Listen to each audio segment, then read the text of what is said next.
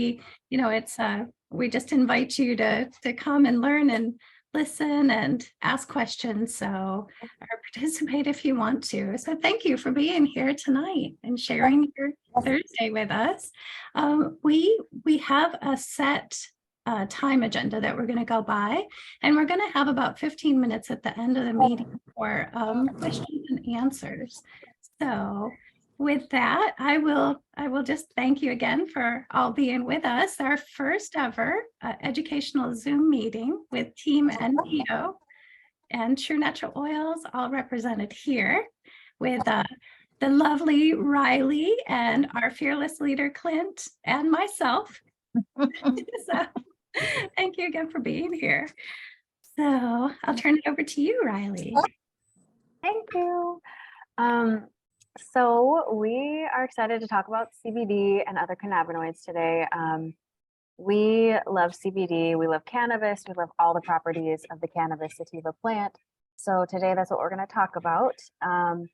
And really homeostasis too is what we're going to touch upon with CBD, and how CBD is a supplement that we believe in to use for getting back to homeostasis. And homeostasis is when your body is in a natural state of balance, meaning that it's working completely and naturally by itself, balanced in an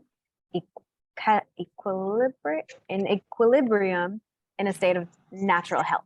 So what CBD does is helps your body to get back to that state of natural health. And we have a problem in today's society that our complex network of receptors, meaning the endocannabinoid system, is frequently starving in our society. We don't give it enough. We don't give it enough support.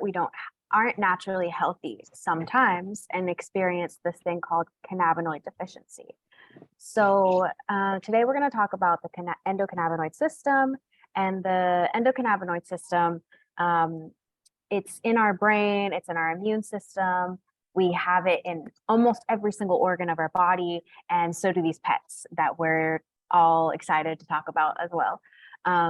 So CBD can regulate so many different things in the body, from relaxation, sleep, inflammatory responses, the immune system in general, your cognitive ability, and just so many bodily functions that can become out of whack sometimes. So what I want to talk about is what you can start to expect when you start taking CBD. I know that there was a question that we had about that from, I think it was Janet. When you start taking it, what should you expect? How should you take it? But also I just want to talk in general about when you start taking CBD, the more you consume it, the more receptive your body becomes to it. So everyone has a different experience with CBD because of how our individual biological makeup and balance within homeostasis is different. Everybody has a different version of what naturally healthy is. So healthy looks different for everyone. So not everyone is going to need the same supplements as the other person. So we're going to touch a little bit on that later about dosage, meaning numbers, and what to do. Like Robin will talk on dosage, but I do want to note that CBD is not something that you're not going to feel immediately. It's not going to make you high. It's more so just something that you notice when some of your ailments start to go away. You'll notice the absence of ailments. So CBD, definitely, I want to talk about safety later. I'm going to talk about addiction later, tolerance, stuff like that when we get to our question and answer period, because we got some amazing questions on that.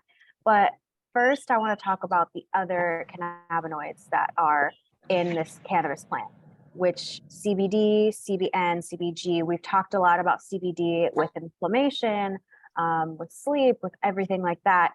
But I want to talk about the CBN and the CBG and the other amazing cannabinoids, is what they're called. So CBD is the most abundant non-psychoactive.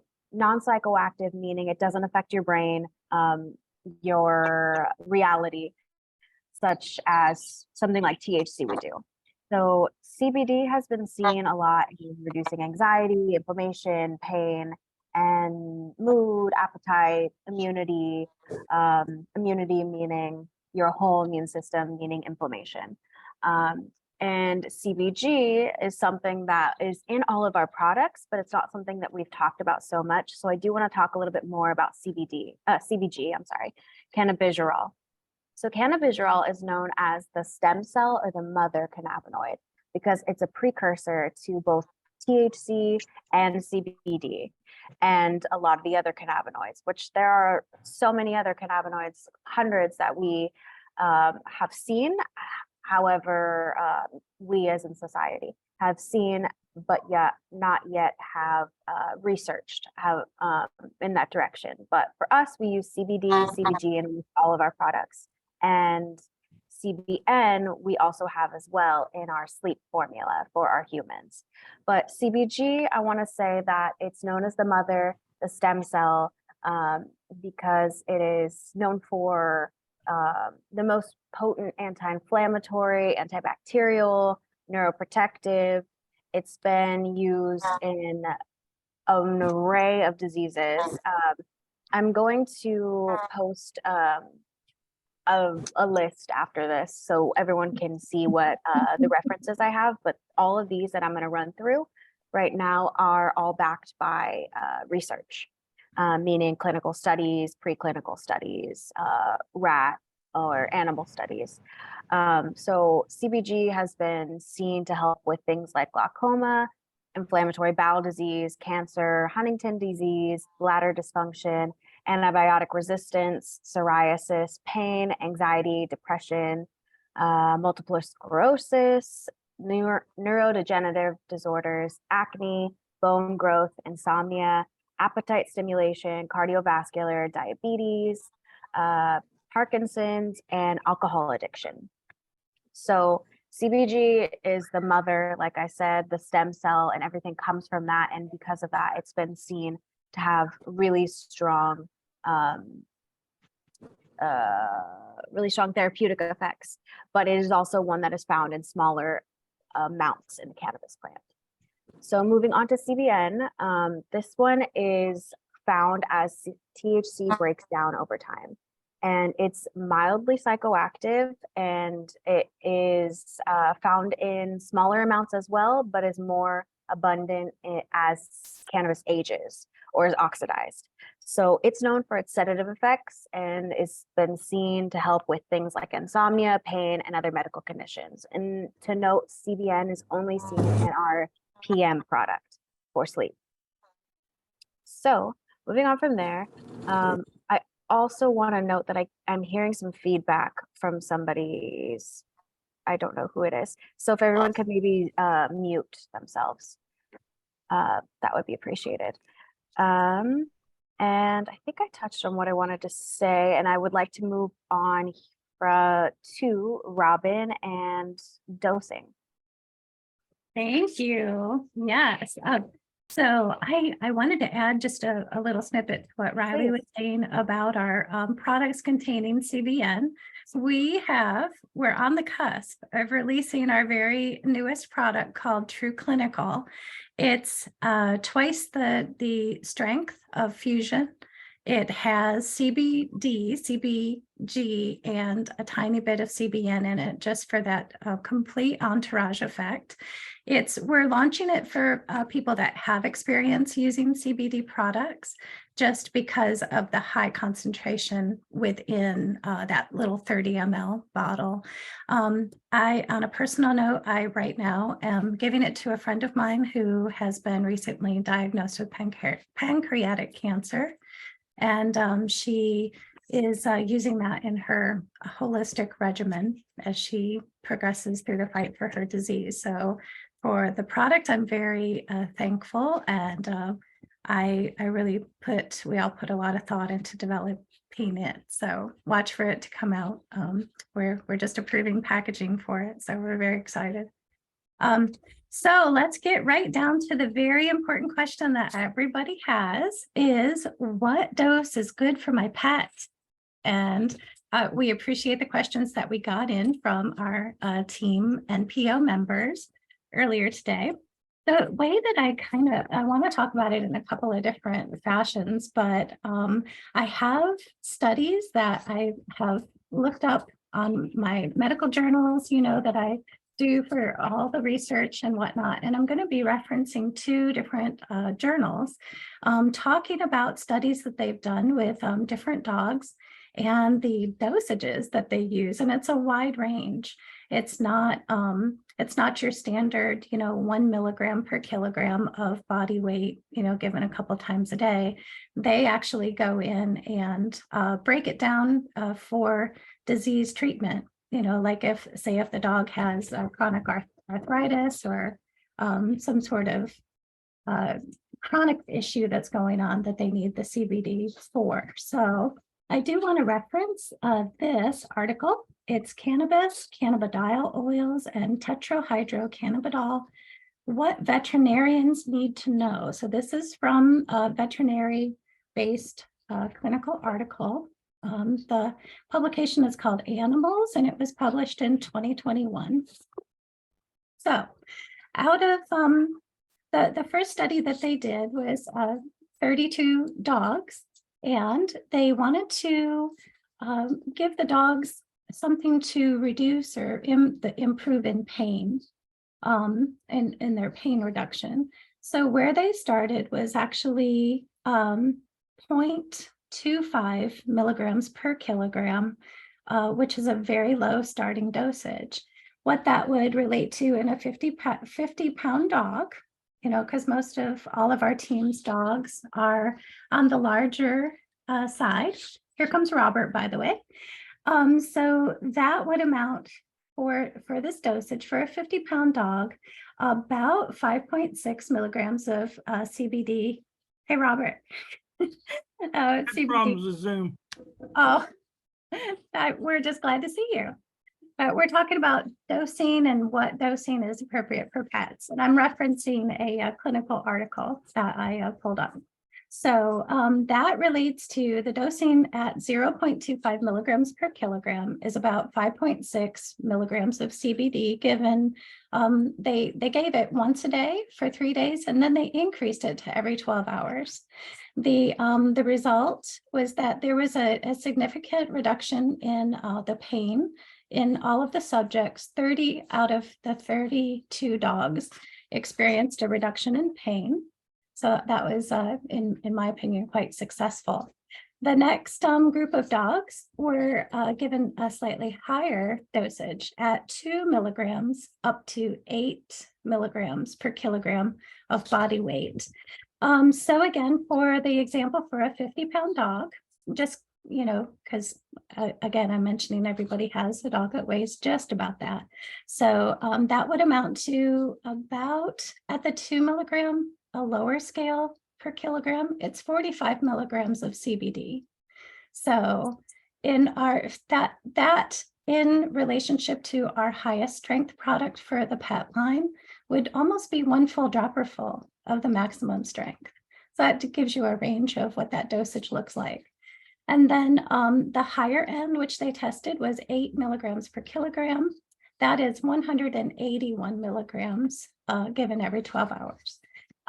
They deemed that, well, there was 2 things that they extracted out of that study. One was that the elimination half-life, which means, how long the medication remains in the bloodstream of the animal, was the half-life was 4.2 hours. So that means that the half-life of this particular study at those particular dosage, the elimination life would be close to double that, which would be 8 hours. That's why we always recommend dosing every 6 to 8 hours. It's very important because I'm going to talk about metabolism in another little bit. But the peak concentration happened at 1.5 hours to 2 hours. So after the dose was given, that peak concentration happened then. And then the last study that I'm going to reference, and I know these studies are kind of boring, but the dosages are really interesting to me, and I hope that they are to you all too. But this study actually recommended a dosage at 2.5 milligrams per kilogram of body weight every 12 hours. And that, when we go to shows or events, that's actually the dosage that I help people calculate. And it depends a lot on if their dog is like a dog athlete, like many of your dogs are. You know, they're in muscle recovery, they're stressed after their event, they have to rest, their muscles have to recuperate. So I calculate it usually at the 2.5 milligram per kilogram of body weight. So again, for reference, that for a 50 pound dog, it would be 56.7 milligrams of CBD. Again, a little more than one full dropper full of our maximum strength product. And that was given every 12 hours. The study showed that there were significant decreases in pain and increased activity. So the dogs were able to respond and actually live better. So that's all what we want for our dogs. So there is one more study. I think I'm just going to gloss over it. It's way more less interesting. It talks about liposomal CBD to be used, and that's like as it's surrounded by little spheres of phospholipids, and it just makes it more bioavailable in the body. That compared to what they call naked CBD, which is more like an isolate. It doesn't have the fatty acid chains in it to carry that the CBD into the body. The liposomal CBD dose was 20 milligrams a day. The naked CBD dosage was 50 milligrams a day, and they both were deemed equivalent in what they produced. It was determined that the widely available supplement, meaning bioavailable, was exerts robust and quantifiable anti-inflammatory properties. So that is exactly what these studies prove. The reason that I pulled all these boring studies was just kind of give you some clinical proof that really what you're giving all of your athlete dogs, that there's studies out there that have been done, and they're tried and true. So that's what I have for you for right now. And I was going to toss it back over to Rylee. Perfect. Okay, so I love that you spoke about the CBD and the dosing, but I also want to talk on the carrier oil and the benefits of that with both our human line and our dog animal line. So the carrier oil of the that we put the CBD in is called MCT oil, and MCT oil is short for medium chain triglycerides. So medium chain triglycerides are not readily provided in the diet. And something to know is that when we take supplements and we feed our body things, when we eat food, when we feed our body, many of these same receptors get really tired out by, like say if we eat a really fatty diet or unhealthily fatty diet, our receptors for fat can be tired out from eating, say, things that are fried or unhealthy oils. So medium chain triglycerides in the form of MCT coconut oil are used by the body to help with the liver and the ketones and the energy that the body uses. So medium chain triglycerides are only found in coconut oil, palm kernel oil, and some dairy products. And they're important because it helps with our metabolism, and meaning that they're used by energy in the body. They're rapidly broken down by the liver into ketones, which anybody that knows a little bit about fasting, I'm talking to you, Pam, we know about ketones and ketosis and using our energy stores for energy, meaning using our fat stores for energy. So MCTs in themselves have helped because they regulate insulin. They help with insulin resistance. They help with cognitive function, inflammation. Basically, they talk to our cells and tell them where to use the energy. So are you using energy from your fat stores, or are you using them from your glucose production? And this is where insulin comes in. And insulin is more of like, insulin, you can think of it as like the key that unlocks your cells in your body. It allows glucose to enter and talks to your cells about how to use that energy. So for pets, MCT can be used in a way that gives them quick energy. It can support their overall health and well-being. And yeah, because they're quickly metabolized and converted into ketones by the liver, so they can use that energy instead of glucose. So instead of having the animals eat their food, which can produce its own byproducts, toxic byproducts of constantly feeding food or anything like that, you can go use your energy stores, which MCT oil acts as the key for that. And this process is known as ketosis. So I don't know if that was easily understood. If you guys have questions about that, just know that MCT oil, the carrier oil, isn't just there as the carrier oil. It also has a lot of healthy benefits to it. So moving on from that, I do want to talk about the drug interactions and the safety of CBD, and I'll let Robin get that started with the drug interactions and pharmaceuticals. Yes, I do want to, because that's an important topic. I do want to note that we have about 12 minutes left, so I'm going to do this section very quickly. How many are in favor for a sequential meeting? If you would like to return for the meeting, show of hands. Okay. I can send out another link as well, but I will send out another link the same way that you received this one. So let me address the drug interactions with CBD. It's and this, oh, my screen went away.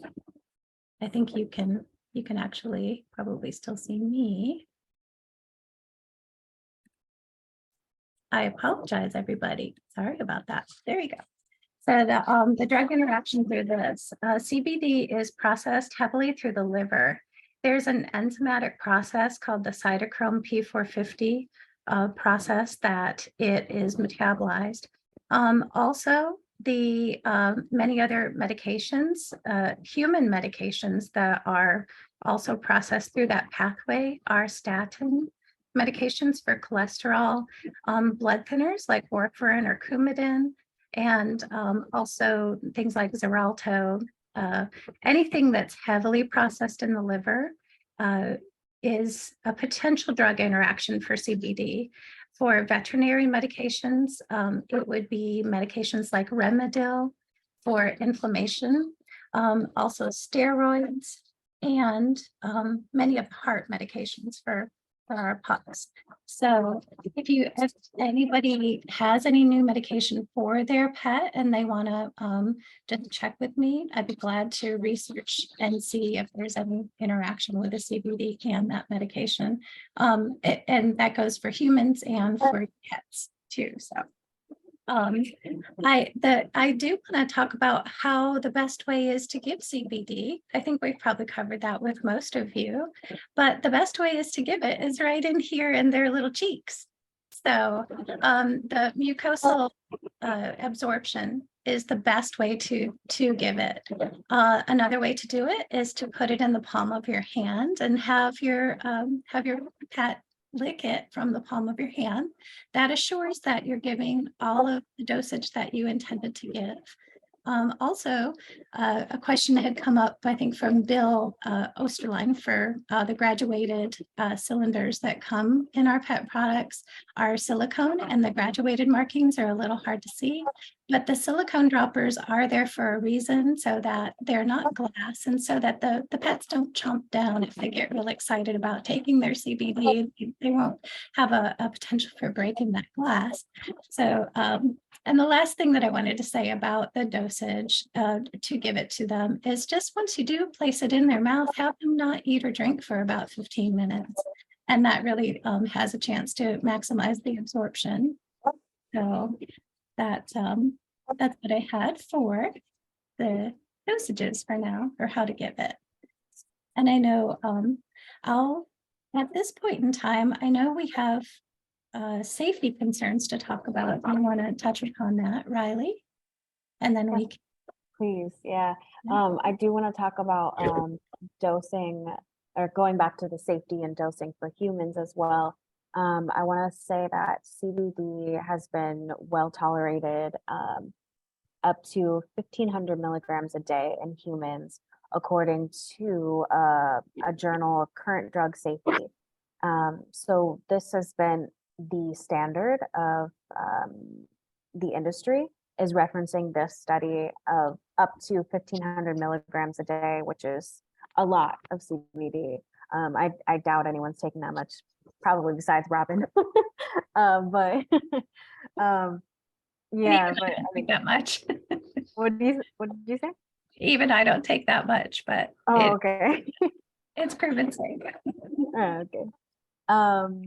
Yeah, so I want to say that nobody's ever overdosed in a way that they've died from CBD. It's not a big concern of toxicity. There's some questions that I want to touch on with addiction and tolerance and other safety concerns, but I do think maybe we should wait until we start up the next Zoom to talk about those. Maybe 5 minutes. I can't stay after that one, but I don't want you to think I'm being rude, but I have an appointment, so I have to. Okay, I got you. Let me run through it really quick. You're As good. No, go ahead. best as I can. No, it's fine. We're gonna do it again too, Michonne, just so you know. Okay. Hey, And Rylee, do you want me to jump in and just answer Pam's question real quick before we end this Zoom, and then that way you can dive into the other one and have more time on the next one? if you want, yeah, go for it. It's up to you. Go for it. Yeah, so that way you're not pressured. Mine's pretty quick. There was one question that came in from Pam Licata, and it basically was asking about testing. And she was at an event with some other people that were using pet CBDs, and they asked about testing and how important testing is. And one of the things Pam mentioned to me was products that are frequently tested, you know that they're a higher quality product, but they're typically more expensive. And I 100% agree with her.